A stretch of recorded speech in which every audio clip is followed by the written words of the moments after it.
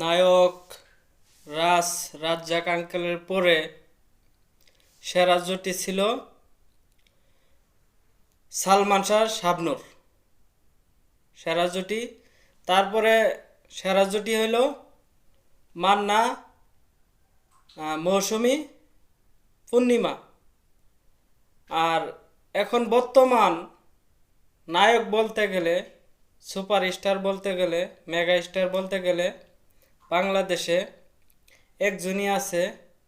এবং এখন বর্তমান সেরা জুটি বলতে গেলে নায়ক শাকিব খান এবং নায়িকা অপু বিশ্বাস ছাড়া আমি তেমন কাউকে নায়ক